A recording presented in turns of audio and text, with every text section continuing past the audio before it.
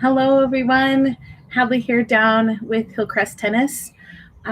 Today, we are going to be discussing how to practice smarter and to help you win more, and then also how to beat players that are better than you. So, I want you to think about, in a course of 50 matches that you play within a year. How many times would you say that you'd come off the court saying, my forehand was on, my backhand was on, everything just felt perfect, everything I've been doing in my practice kind of transferred over into my matches. My serve was on, I just was on fire that day. I would say that doesn't happen more than 2 or 3 times within that course of those 50 matches. So, you're going 48 out of the 50 matches that you play, you're going to come away disappointed if you're striving for perfection every time, and you're hoping that your expectation is that you play perfect every time. But in reality, that is not going to happen. I would say 90% of the time, you're going to be playing somebody at your level. And so their job is to make your life difficult. And so as you approach a match, and when you approach your practice, there are some key points that I'd like to go over that would help with this mindset shift that we'll be talking about, and how we can help you practice smarter and come away from your matches with a little bit more success. So just remember, you are the second most important person on the court. The first is your opponent. So it's not all about you and how you are playing. It's about how your opponent is playing and what you need to be doing as a player to sabotage their performance. And some of this content, I'm putting it into my own words, but I would like to give credit to Jorge Capistani. He is a master professional with the USPTA. I would highly encourage you to go and listen to some of his material on YouTube. He is absolutely fantastic. And also Craig O'Shaughnessy. He has some great information and some good insights as well. And then also another good follow on YouTube it's called the Tennis Congress. And it's just basically a huge forum for tennis professionals, and they've posted all of their material online, and so it's a great resource. I've been using that to help my teaching and help expand my knowledge. It's really been a great resource for me, and so I've just kind of pieced together some of the information that I've received from that resource, and then also kind of putting it into how I think it applies to Hillcrest Tennis. So if you think about how a point ends, a point typically ends with either a winner, an unforced error, or a forced error.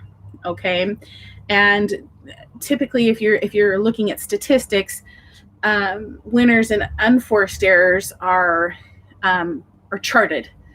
Forced errors typically are not, and so but really the number one reason a point ends is for a forced error. So if we can be thinking about how we can force an error on our opponent, that's kind of that mind shift. Instead of trying to hit the winner, making your opponent make the error is what we're looking for. Okay, so there are 8 ways that we can force the error. Okay, number 1 is consistency. Number 2 is direction. So side to side, up and back, moving your opponent in any direction. Okay. And then depth. So how deep the ball is on the court. If you're measuring it, we've talked about zones before, zone 1 being close to the net, zone 6 being, right around in this area over here into the green. So, thinking about what zone you're in regards to depth, you're hitting the ball, and then height, how high the ball is over the net, how high the ball bounces on your opponent in regards to your opponent's height. Okay. And then if we're talking about the actual ball, number 5 would be spin. So if you have the underspin, so a slice, if you have, side spin with kind of the knuckleball, if you have the top spin, so coming low to high, that's another way to force an error. And then number 6 would be power. So how hard you're hitting the ball or how soft you're hitting it. And then number 7 is your court position. So where your opponent is on the court, where you are on the court. And then also 8, time, taking time away from your opponent. So if you think like, for example, if it takes 1.5 seconds to kind of get set up, ideally 1.5 seconds to get set up to make contact with the ball, if you can make it so that your opponent only has 1.3 seconds, taking that 2 split second or half of a second off from your opponent, that's going to make a huge difference. But in all of those, in that list 1 through 8, I think the most effective tool that you can use to create a forced error for your opponent is depth. And it's the easiest and the highest percentage of play. So if you can get the ball, in zones 4 and 4, which would, as we discussed before, it would be, about 3 feet inside the baseline. And so if you think about how depth would affect you, if somebody's constantly hitting the ball deep and then the ball is up above your shoulder, now it's very difficult for your opponent to be aggressive. And then it also is making it so that they're hitting it above their shoulder, which a high percentage of the time they're going to be hitting the ball either into the net or they'll be hitting it wide. And so creating that opportunity for your opponent to miss is what we're looking for, rather than trying to hit the winner. That's high percentage tennis. It's and it gives you the opportunity to stay in the point. And kind of shifting into that, into my next point that I'd like to make is, the rally length of points is 0 to 4 balls. So the serve, the return, the serve +1, return +1. 70% of points, rally length, are 0 to 4 balls hit. And then 5+ balls are 20%, and then 9+ is only 10%. So, it's really important that we, as you're practicing and as you're playing your practice matches, getting geared up for league, it's not necessarily how hard you hit it.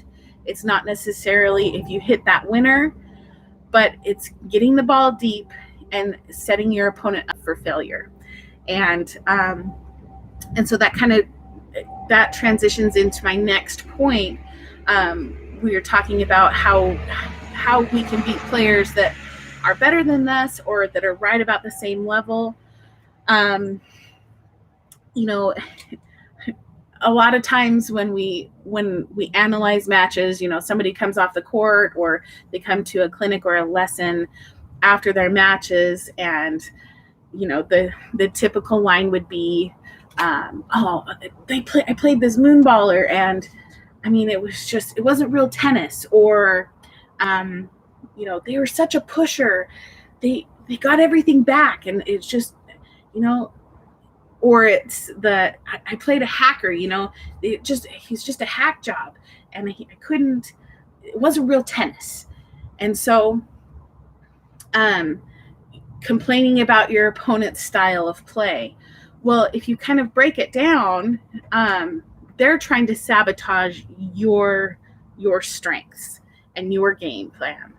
And so, if you think about, like, if you were playing a match today, and your level is here, and your opponent unfortunately is playing right about here, and it's 1-4 in the first set, and you're trying to elevate your game. Well, typically what happens is, in order to make that shift up, what do you try and do? You try and hit harder or hit more winners. You try and be a superstar. And so therefore, now you lose the game. It's now 1-5, and things start to snowball, and they start to they spiral into that whole scenario of, you're now it's negative, and so it just spirals downward. But instead, there's kind of a paradigm shift here. If we can really think about, okay, you're playing at a 3.2 level, your opponent is playing at 3.5. Let's bring them down. That's an easier way than trying to bridge that gap going this way. So bring them down. Now, what do we do? How do we do that? Okay. And kind of what we talked about earlier is, okay, hitting that ball deeper, making your opponent force that error, not by hitting winners, not by trying to go for too much, but by sabotaging your opponent. Your sole job is to make your opponent play poorly. And so using your tactics and your shot selection, you're trying to sabotage your opponent, sabotage their game plan, and using other shot selections to create errors. Okay. So, don't get me wrong. I'm not saying that you need to hit a slice every time, but being able to deploy certain shots at a certain point in a match is key. And, I would always say, like, if you can deploy it at 4-4 in the third set, it's probably a solid tactic for you. So what kind of tactics could we expect to be like a sabotage shot? My definition would be like a drop shot, or maybe a slice to kind of take the pace off the ball, but give it nice and low spin, keep that ball nice and low, especially if your opponent's hitting the ball hard and flat. If you can make them bend and have to hit some top spin, then now you're forcing them to take pace off of the ball. I would say a drop shot, or we've talked about the V in the service box, hitting angles. So you're pulling your opponent away from the middle of the court, making them take 2 or 3 steps. I remember playing a girl. She was from Oregon. She played at University of Oregon, and she was amazing, about 2 to 3 steps away from the center of the court. And so this is when I was playing at Boise State, and I remember my coach saying, okay, our job is to take the pace off of the ball, and you're going to start hitting like you're playing mini tennis, but with angles. And so as soon as I started doing that, and I had to make her run up and to the side, my life just became so much easier. I mean, we were having like 10, 15 ball rallies just up the middle. But as soon as I started doing that, our rally our rallies became shorter, but I became more successful because I was opening up the court and creating opportunities for her to miss. And she was also hitting the ball shorter, so then I could be aggressive and hit to the open court. So being smart about how you're opening up the court, and more than likely it's not with power, it's not with pace, it's with spin and direction and depth. Okay. So another shot that you can have in your arsenal would be a nice heavy topspin ball, or what some people call a moon ball. So that's a great way to push your opponent back off of the court, back off of the net if you're playing doubles, and it gives you an opportunity to it neutralizes the point, and it gets you back into position and gives you a chance to reset. Another one would be just to counterpunch. Sometimes we have to just stay in the rally a little bit longer. It's too often do we see the serve, missed return, or a serve, return, and then a miss. Again, back to 70% of the point of a rally length is 0 to 4 shots. So really, that's another great sabotage move. Your opponent likes to hit the ball hard and have quick points, but if you can extend that rally length just a little bit, now your odds of winning the point go way up. But the issue that we have sometimes is it's like, I don't need those shots in my arsenal. I'm good enough how I am. But just remember, you don't have to hit it all the time, but practicing those, what I would like to call specialty shots, and shots that you don't have to use all of the time, but you're able to deploy them when needed. Practicing those specialty shots will help you. It makes you more dynamic as a player, and now your opponent has a harder time making you feel vulnerable, because in tough situations you're going to be able to deploy certain shots that will make your opponent uncomfortable, and that's your goal. That is what you want in a match. Make your opponent feel uncomfortable and create opportunities for them to miss. Give them that chance to make the forced error, and your life is going to be so much easier, and you're going to be more successful in your matches. And having that mind shift of depth in the court, and then also less power and more spin and angles are going to give you tools for success and opportunities for you to make your opponent miss. And that is number one. It is not for you to hit those winners, and I can't emphasize that enough. Winners are great, and they will happen, but they are created. They are not forced. Winners are created by hitting a shot away from your opponent so that you have the open court to hit to. So again, re-emphasizing, if you're down here and your opponent is up here level wise, certain days are just not your day. Just remember, you don't have to bridge that gap by coming up. Bring your opponent down by using some of those sabotage tactics and specialty shots that you have in your arsenal, to bring them down and to make their life uncomfortable. Don't try and force it to bridge that gap. It's so difficult, and it only leads to, there are very few times where you can bridge that gap going up, but I would say a high percentage of the time, if you can bring your opponent down, then your level will elevate as soon as you gain that confidence.